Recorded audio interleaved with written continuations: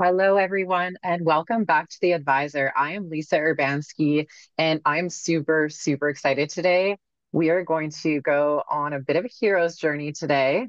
I am here with Nelanthini Rajesan, and on the last episode of her show, she has a show on our channel here. She talked about kind of step two of the hero's journey and what to do when you've been called to make a major shift in your life. And it is such a powerful topic. And she is here today to talk about step three of the hero's journey, and that is crossing the threshold. So, oh my gosh, it is so good to see you and to have you on the show. How are you doing? No, I'm doing good. I'm really excited about this. Like I love storytelling when I work with people. So like this is like in my wheelhouse and I'm excited. I'm like really giddy. Yes, I could tell you're like all lit up. That's awesome. Welcome to the show. Thank you. So, you are a certified transformation coach and a speaker. And what brought you onto the hero's journey topic?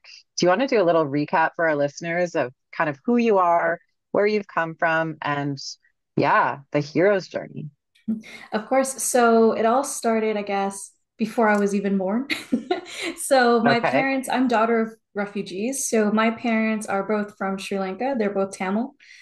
So they left the island because they were going through a civil war, basically a genocide.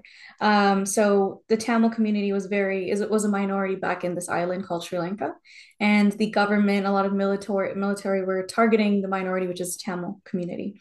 Both of my parents went through absolute hell for more than 4 years. My mom, when the war started, my mom was 14, my dad was 18. So imagine, if you have imagine you when you're 14 years old, imagine you when you're 18. Like my mom was dodging bombs literally at 1 a.m. because the warplanes Wow. would fly ahead.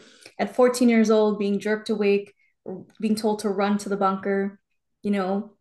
Imagine my dad who lived in the city. My mom lived in a more rural area. My dad lived in the city. So imagine at 18 years old, instead, when you should be focusing on like your exams and like, taking a girl out for dinner or something. But no, instead, you're worried about a cop or a military man pulling you over and IDing you and identifying you for being a Tamil minority. And then next thing you know, who knows, right? There's stories of people being, arrested, being held for ransom, being beaten senselessly. So imagine my parents are both in very critical developmental phases, but instead of being a teenager or being a child, they experience, repeated trauma for years. And they were Wow. lucky enough to leave the country to come to Canada.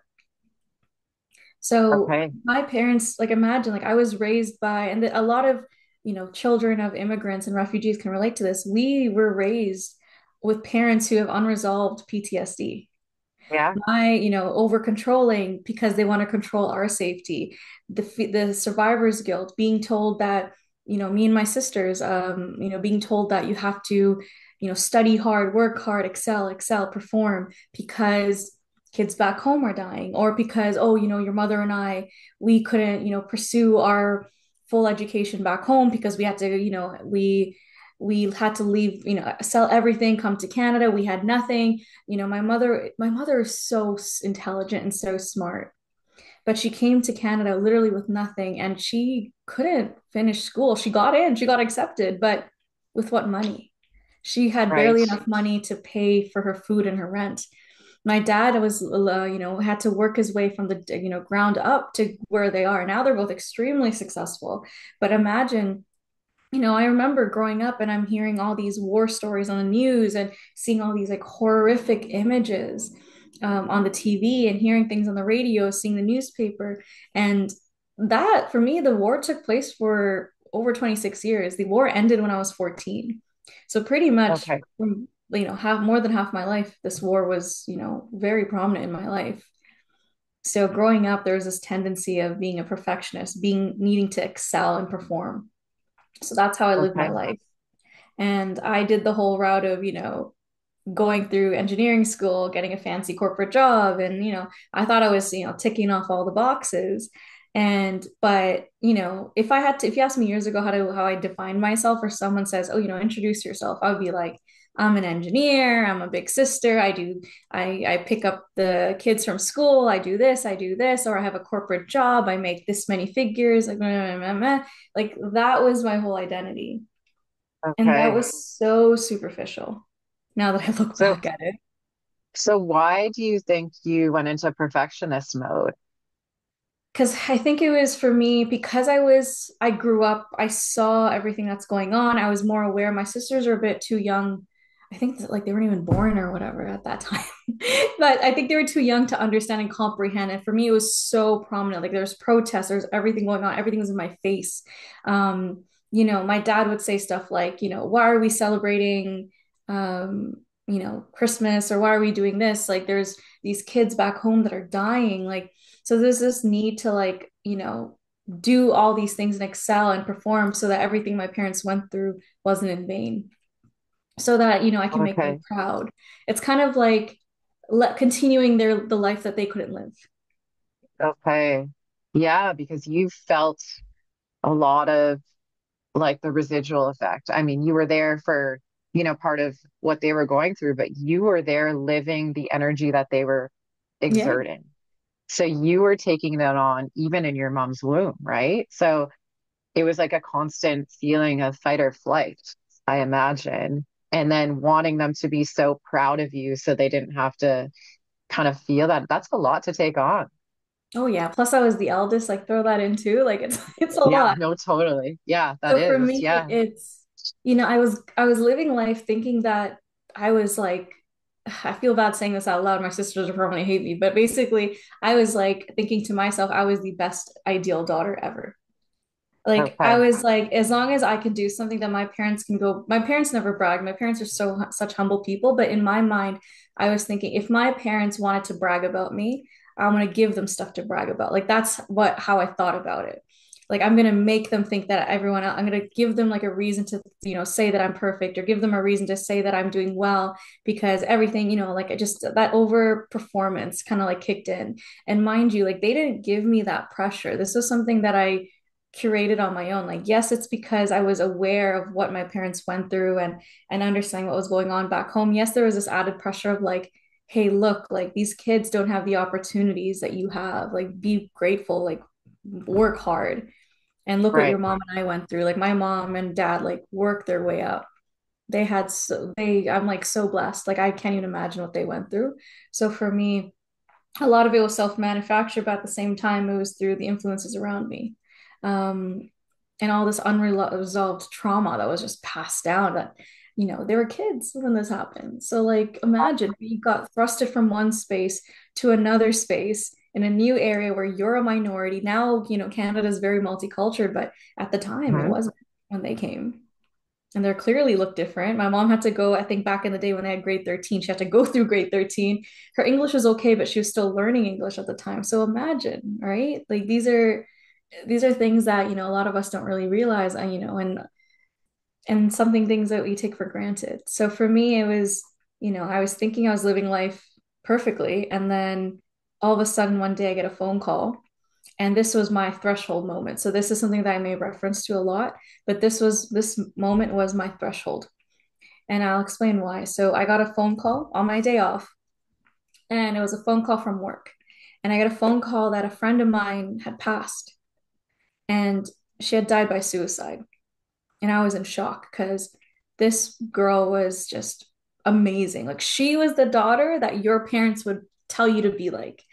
She Right. was beautiful, smart, got into MIT because she wanted to do something more. She was, loved at work. She was an intern, so she was young and beautiful, smart, funny, kind, like everything. Like the list can go on and on. She loved the color purple. She loved Taylor Swift. Like I can go on about how amazing she was. I'm so But sorry. it was shocking. Like to this day, like it feels like a dream almost. It doesn't feel real. And, I was cursing on the phone. I was accusing them of lying. And because, I was a prankster at work. So I thought they were playing a prank on me at first. And I was screaming and Ooh, saying, that's a bad joke. Yeah, that's what that's a I bad kept joke. saying. I was like, this is a bad joke, guys. Like, this is not okay. Like, I swear, like, my Uh, pranks aren't this bad. They're like, no, like, now, like, she's gone. And Mm, it, I just broke down in tears, and I didn't understand why. Like, I truly didn't mhm. understand why. And I was telling them, like, we have to investigate, we have to do this, like this, there's no way she would do, there's no way she could die by suicide, no way. But then literally the next day I was sent her suicide letter. I had her suicide letter. And I was reading through it, and as I was reading through it, just the words were just leaping off the page. And I realized in that moment where I was trying to put the pieces together that she was telling my story back to me. Interesting. Because the reason why is, and this is so buried away in my memory that it just unlocked when I read this letter, was this was February 2021. 5 years Okay. prior, I almost contemplated or felt the same fate. Wow. So that was why this is my threshold, the threshold moment we're building up to. We're not there yet, but this is the beginning of the, the threshold. And it was, like I just spent days like just numb because I was just reading her letter over. And to this day, I still have it. I did not get rid of it. I still have it because it's a reminder. Um, Yeah. and I was just going through it over and over and over again. And those certain words and phrases that really stood out to me was when she was saying, I should be grateful. She too thought that she was doing everything right. She said, I was doing everything right. I was trying to live life the right way. I thought it was the only way to live. And that is what truly, truly hit me. And it was only a couple of days after where I just kept reading her letter, rewinding over. And it was that specific phrase that kind of really, that was my threshold moment where I finally just this combination of anger, emotion, like anger, like sadness, like, confusion, all came together and just kind of clicked with that phrase because both of us were living to meet society's expectations. Both of us were Mm, trying to live life the way that we perceived as perfect, or not even that, the way that we were told was perfect. mhm. So from that moment, I just got angry, and it was the anger that caused me to move across the threshold. So for me, it was the anger that kind of forced me to think like I was mad at society. I was mad at myself. I was mad at the people around me who didn't, we just, all of us try to meet society's expectations, and a lot of us lose ourselves in the process. But, it's just society says it's okay because they keep forcing these expectations on our throat. And I think that is what truly caused me to wake up and realize that was my call to act. Like that was my call to action. And then the moment that it all clicked for me was the moment that I decided like this needs to change.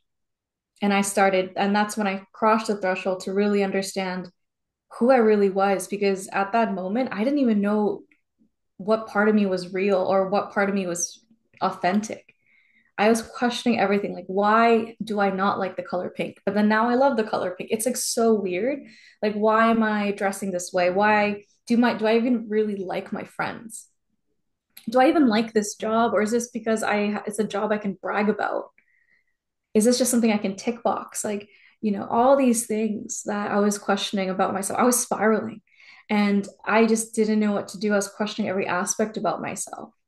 Um, so that's kind of, it took years for me to kind of, and then COVID hit. And it was kind of a Mhm. blessing in disguise because it caused me to go into isolation. It forced me to be alone with my thoughts. It forced me to, look into self development and personal growth. And I just accidentally stumbled upon, all these people and this network and and these courses about, being a life coach and being a transformation coach. Because as we started to, I guess, emerge from the pandemic, I started to talk to people who also were kind of going through the same thing, but they were kind of where I was. They were spiraling. They were questioning their marriages or questioning their friend groups or questioning their career. They're questioning, like, is this really how I'm going to live my life for the next like 50, 60 years? Like, and then that would just cause them to spiral. So I kind of realized like there's so many people out there that are going through what I went through but just don't know what to do, or they're just spiraling, or it's because of these moments of feeling lost, and like it's like you feel you don't know what else to do, that hopelessness, that loneliness, that ultimately is what causes people to unfortunately question what's the point. And it Right. also brings them to scary thoughts and scary actions, and that's what I want to avoid. Yeah, we're not taught how to look within, right? Like society puts all these pressures on us. And when we look on social media, all we're surrounded with is like people's ideal lives, Mhm. and growing up, like I wasn't taught how to feel my feelings and learn how to like listen to my intuition and do things that make me happy. It was about performance and, how am I going to make money? How are you going to survive? That's a lot. That's a lot of pressure. And never mind in your life to add on the pressure of, what your family went through, Mhm. right? So you weren't taught how to manage that. And so you went into survival mode and you ignored all those feelings. So what an awakening though. Like COVID was a blessing for you. It allowed you time to actually face that stuff. So what was that like? It was really weird at first because I'm so used to doing stuff, and growing up, that overperformance, like I was involved in swimming and sports and doing that course and this course and studying Spanish and doing work, and I was so busy, but all that came to a standstill. And for me, it was more of like my thoughts got scary in terms of like, what am I doing with my life? I'm wasting my life. Like, what, like, I'm not happy. Like, I could have done this. I could have done like all these things. And it was pretty scary. And it was only through, you know, journaling I started getting really into. I fell upon spirituality because, and my relationship with, with God has changed. But at the time I was mad at God because it's like you're letting all these bad things happen, like for what reason, what purpose? Like I was just questioning everything. And Right. even with when my friend passed, I was confused, like why would God let someone like so beautiful like that Yeah. get feels like, how dare God, I feel bad, but how dare God let this beautiful person have these thoughts, let this beautiful person, like why couldn't God had helped us see, or how come God didn't save her? Like I was all these things, like I was just so mad at God, but I needed something to ground me, and religion was always Mm-hmm. that, but I didn't know what else. So that's when I started to get into spirituality because I'm like, oh, this is kind of, so I started to get into spirituality, and then through spirituality I got into like meditation and journaling, and those are what really helped me take all the scary thoughts in my mind and organize it and put it on paper and actually face it, versus when all your thoughts in your mind, it just spirals out of Yeah. control. Yeah. I can absolutely relate to that. I can absolutely relate to that. So you started to deal with kind of like the thoughts in your mind through spirituality. And so how did that help you? It helped ground me because this comes back to the image of someone literally crossing a line from their old life to their new life. So for me, finding spirituality was my physical movement of, whether it's mentally, emotionally, physically, was my physical movement of, that was a day that I did something different and new that I didn't know and understand, and I crossed a threshold of something completely uncertain, that I was uncertain of, lack of control, all these things. So for me, when I moved into spirituality, this was kind of like a way of, how do I say it, is me and purging or ending my old life and then starting anew, letting go of something that Okay. was familiar and going into something that was unfamiliar. So for me, this was the moment where I started to take new steps. I started to, read books on spirituality. I started to listen to podcasts, listen to YouTube videos, read books. And I started to do all these things because this whole, imagine like facing this like realization of, I don't know what part of me is real.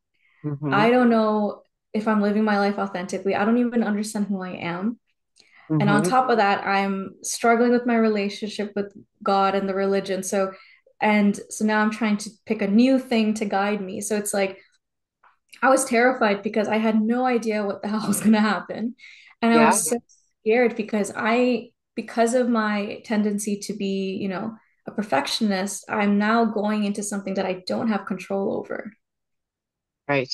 And that's terrifying. And I can relate, like imagine other examples, like you're changing a career, you're moving to a new city, you're leaving a relationship. Like all these things are good examples of leaving something behind that you are comfortable with, is you're familiar with, and you're moving into something new. You're leaving behind your old life and you're embarking on a journey. Think about you jumping on a boat and like setting sail, and there's no turning back at this point. So for me, being able to break it down into small things, like when you Google spirituality or Google finding yourself and self-discovery, there's so many things.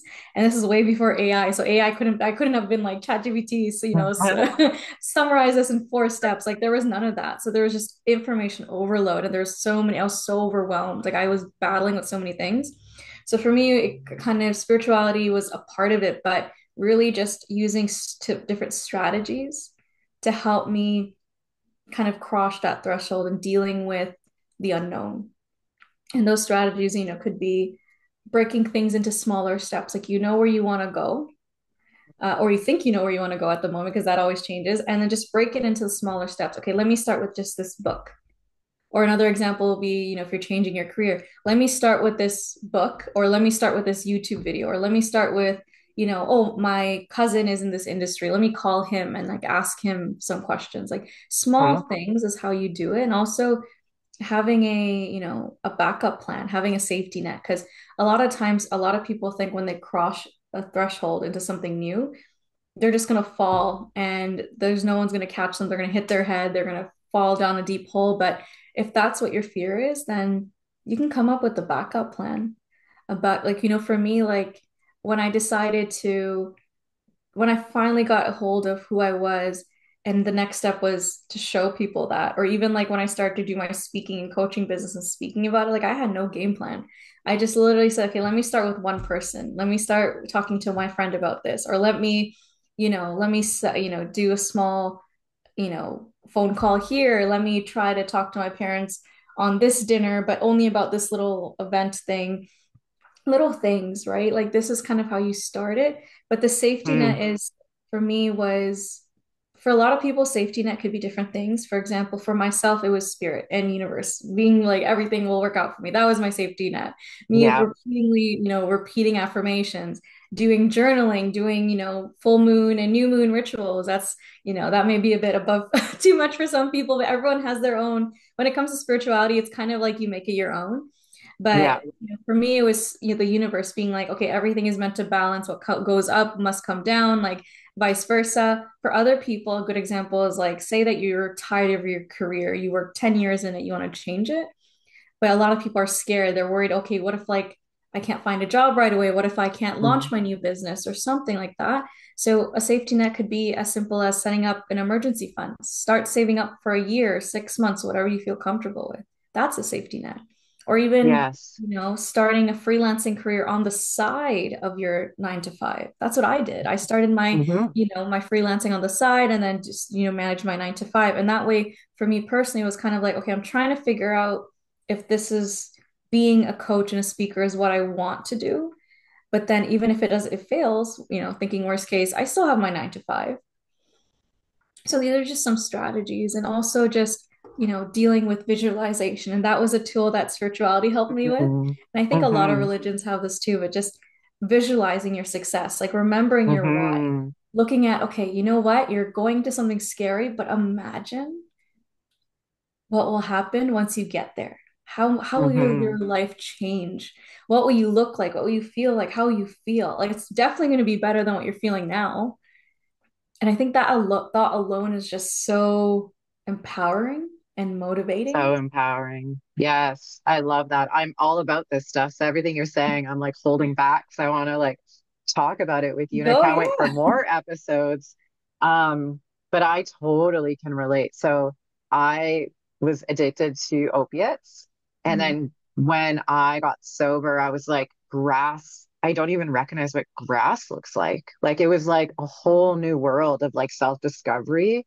And that was absolutely terrifying. It was like having to learn how to live minute to minute. You know what I Mhm. mean? And like discovering what my true purpose was and who I truly was after years of not feeling that. So, so crazy, so crazy. Yeah, and even like it's something else that I think this is like the one of the main, the key couple of key things that people forget is it's okay. You're naturally meant to be scared. We're all human, but at the same time, like reframe it for excitement. Like Yeah. you mentioned, like you get to literally learn to live again. Like that's kind of Yeah. cool if you think about it. It's like how are you going to fall in love with ice cream the same way? Are you going to fall in love with that show again? Are you going to fall in love with, hiking? Like, are you going to find a new hobby? Like, it's all these things where it's like, you're going to find something new and you're going to discover something new. Like, it's when people, you hear so many stories of someone saying, like, if I didn't quit my job and started my business, I wouldn't be living in Bali right now with six figures. Or if I didn't, end that toxic relationship, I wouldn't have met my future husband who treats me like I'm a queen. Like, it's like all these stories. This kind of shows you, like, imagine how much anxiety and stress they would have reduced if they had just said, you know what, like, I'm doing this. I'm so terrified, but like, I could potentially be a millionaire. I could be a business owner. I can meet my future spouse. I can, you know, travel the world like I've always wanted. Like, it's all these things. It's like people forget, like, we, as much as humans want to be practical, it's the hope and the dreams and the desire that truly is part of, I think everyone's life purpose here is like being curious, being excited to live and learn about life. We tend to just get comfortable and then we just stay Hmm. there. Um, Yeah. and society doesn't help because they're like, oh, go to school, get a job, get married, get a house, get kids, and then it kind of just, and then it says, and then goes from get kids to like retire. So it's like, what do you like? That's it. Like, most people on average have kids, in their 30s and in their 20s. So you're saying your life is done? You're just on like Hmm. autopilot until like 70, 60. Like, that's depressing. That's no fun. Yeah. So yeah, so it's kind of one of those things where it's like, you have to, have these strategies in place, right? Like, have a break it into small steps, have a backup plan, and understand that this is new and exciting. You're gonna make mistakes. That's normal. Is just prepare yourself or prepare that you're gonna make mistakes, but it's an opportunity to grow. It's not failure, it's not a challenge, it's just an opportunity for growth. And as you go through these, like, the next thing is, resilience, right? Understanding that resilience is truly a muscle that we develop for the rest of our lives. It's one thing because a lot of people, what their challenge is when they cross the threshold, they just freeze there because they'll come against their first setback and sure they'll get over it, but then the third, the fourth, and all of a sudden they're like, wait, this is too hard, I can't do this anymore, like, why did I do this, like, why am I here? But the thing is, if you're going back to the boat analogy, you're already in the middle of the ocean. It's going to take you much longer to go back. Might as well just keep going forward. You've already made it this far.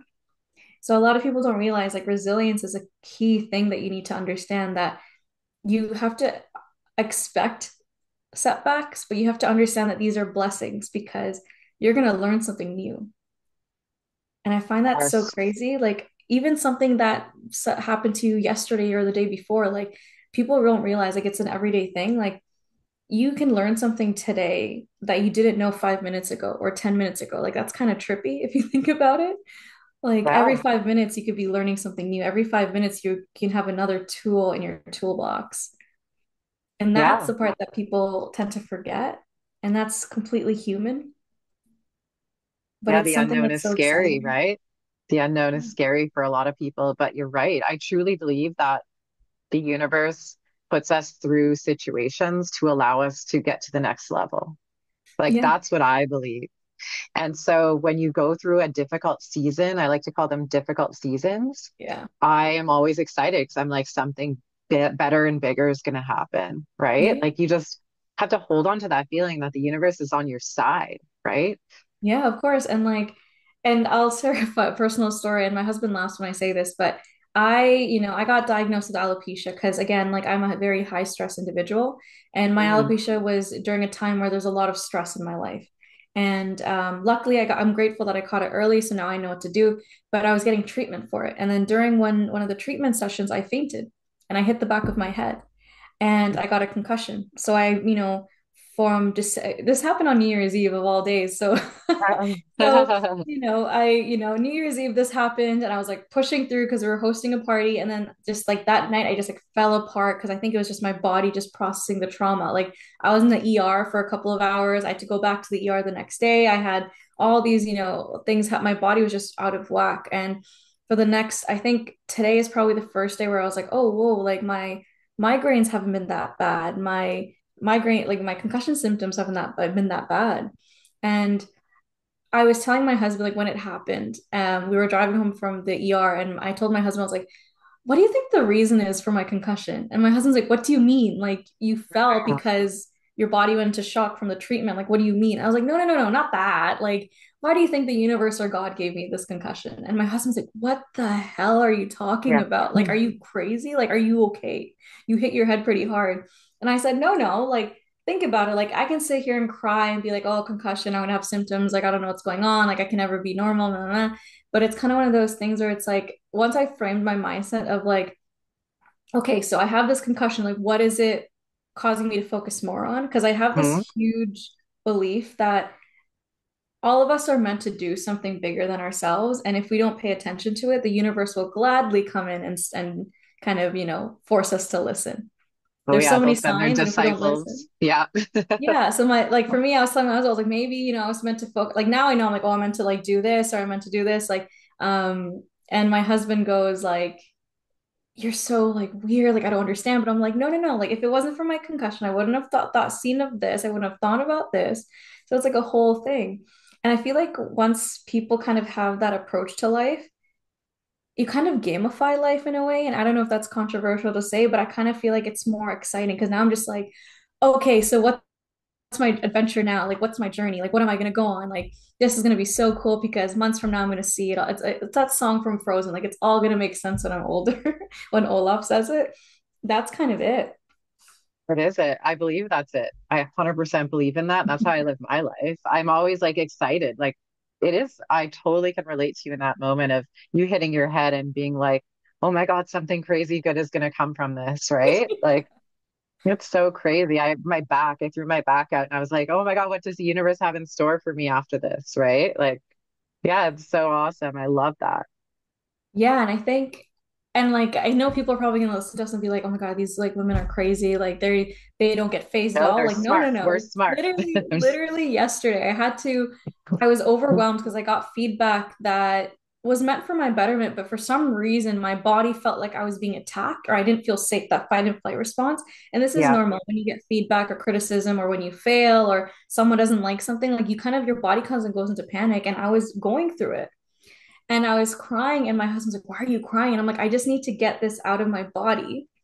But then I had to stop and be like, I'm meant to get this feedback because it's meant to build my resilience, or I'm going through this rough period right now because it's meant to help me grow my resilience. And my husband's like, but you're crying. Like, this is not, and I was like, no, no, no, it's fine. It's okay.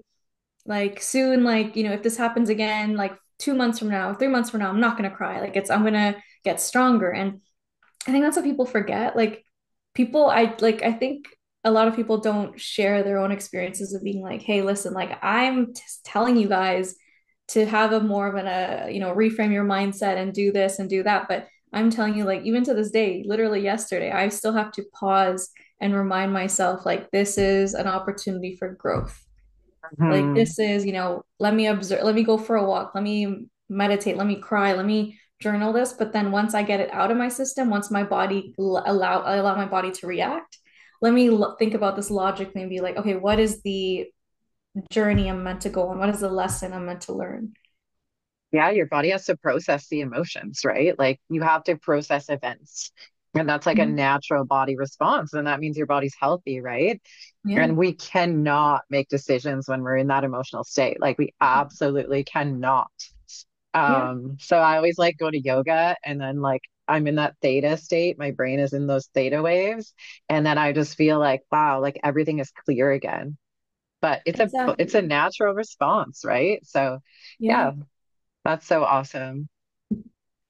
Yeah. And I think a lot of people forget that, like, when you go on the hero's journey, like, I always say, like, if someone, like, one of my clients was like, oh, like, my boss keeps getting mad at me or my spouse is saying this or and they're always kind of and I said, what do you think? Like, if you look at all, like, refer back to all the heroes that you grew up learning about in movies and books, and did Superman become Superman like right away? Like, is he still, Hmm. don't you remember watching Justice League growing up? Like every episode he had a situation he had to deal with. Like Hmm. even Harry Potter and Moana and all these, like Elsa from Frozen, like if you can call upon all your favorite characters, like fictional characters, they don't just finish one challenge and then they're done for the day. That would be an incredibly short book and movie.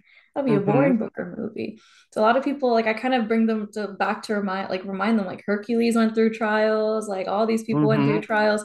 Heck, like certain movies and books have sequels because they have that many things to learn and go through. So I feel like once you have that mindset, like the pressure kind of, is off your shoulders because it's like, okay, obstacles are coming. Each obstacle is an opportunity for growth, but it's okay. And you're just going to build and learn and grow, and you're going to get closer and closer to the life of your dreams. Like if I compare the challenges that I went through when I was in my comfort zone versus the challenges I'm going through now, yeah, the challenges that I'm going through now are very intense, but I'm so much happier than I am now than I was like 5, 6 years ago. Totally. Yeah, that's the key. That's the key is you're feeling your feelings and you're doing things that you actually love to do, right? And that is so true. Most people fail who start like a multi-million dollar business will start like five and they'll fail at them. Yeah. It's you have to try, do things messy. That's my motto. Do things messy. If you're not going to do anything and you're not going to try, you're not going to go anywhere, right? You're not going to discover things about yourself. So, wow, what an incredible journey you've been on. And so, you've written a book. You've written a book and it's called Gifts of Pain. So do you want to tell us a little bit about that? Yeah, of course. So it's called The Gifts of Pain. It's a collection of stories from authors. So this is the third edition. Mm, And I worked with the okay. amazing Elena Fernandez. If you guys search her up, she's a TED Talk speaker. She's an author. Mm, She was the key person in helping bringing all of us authors together. There's 31 of us. And okay. there's 31 stories, and I'm one of the co-authors on this book. And basically, this book is a really good example of women that and men who've gone through their own hero's journey, and they kind of share what they've gone through, and basically they provide tips in this book of, you know I went one woman, was raped by her father, and she went from that to now Mm, being, I know her personally, she's an amazing, bright, such a vibrant woman. You wouldn't have known that she would have gone through this. There's stories wow. of women that stood up against their religious leaders because their religious leader was being very you know controlling, or it was going against the values. There's women that left their narcissistic, abusive husbands. The youngest author on this book is 13 years old, by the way, which is insane. Wow. But I truly think that this book is amazing because if you are having a moment where you're like, why is everything against me? Well, I feel hopeless. Like, this is so hard. I just ask you to just open this book, open it to a random chapter, and just read the story of these amazing people.